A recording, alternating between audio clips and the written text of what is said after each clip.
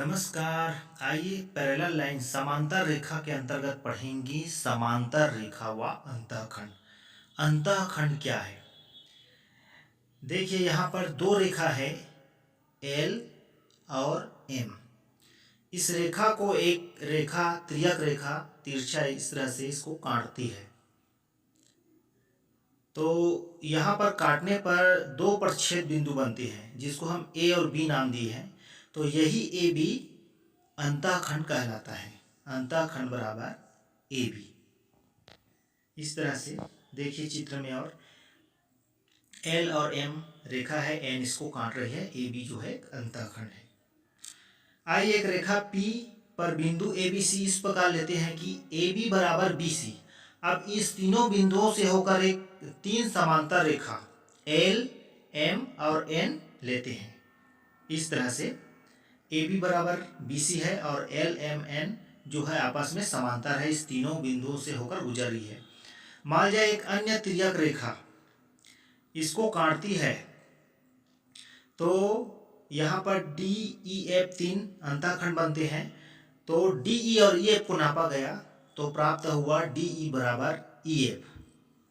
तो इससे निष्कर्ष निकलता है कि तीन समांतर रेखाओं पर एक तिर्यक रेखा समान अंतःखंड काटती है तो दूसरी तिर्यक रेखा भी समान अंतःखंड काटेगी। देखिए चित्र में ए बी बराबर बी सी जो कि बराबर है, तो डी ई और ई एफ जो है वो भी बराबर होंगे। इस तरह से आइए अगला लेते हैं। तीन समांतर रेखा है, देखिए एल एम और एन। इन तीन समांतर रेखा को एक रेखा एस तिर्यक रेखा काट रही है जिसमें तीन अंतःखंड बनते हैं ए बी सी।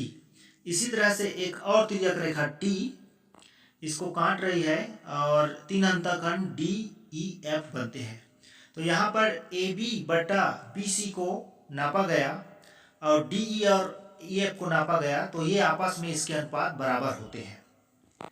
इस तरह से तो इससे निष्कर्ष निकलता है कि तीन समांतर रेखाओं पर किसी एक तिर्यक रेखा के द्वारा काटे गए अंतःखंडों का जो अनुपात होता है वही अनुपात अन्य तिर्यक रेखाओं में भी होता है।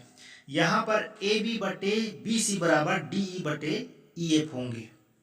ये अनुपात आपस में बराबर होंगे क्योंकि ये तीनों जो है तीन समांतर रेखाओं को काटते हैं। आइए एक प्रश्न लेते हैं जिससे हम और आसानी से समझ जाएंगे।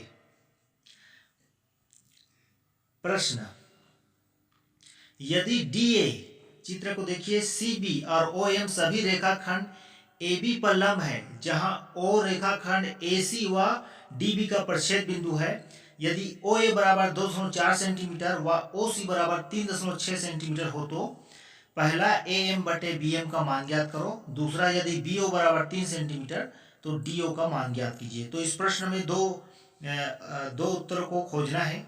देखिए इस चित्र को मैं ऐसा घुमाता हूं तो देखिए यहाँ पर A D M O B C तीन समांतर रेखा है क्योंकि ये ए बी पर लंब है। तो तीन समांतर रेखा है तो ए बी और ए सी जो है दो तिर्यक रेखा इसको काट रही है। तो यहाँ पर हम ए एम बटे बी एम बराबर ए ओ बटे ओ सी लिख सकते हैं और ए ओ और ओ सी का मान दिया है तो उसका मान को रखते हैं 2.4 बटा 3.6। अब इसको तिर्यक हल करते हैं तो ये आता है ए एम बटे बी एम का मान 2/3 या 2:3। तो इस तरह से ये आसानी से हल हो गया।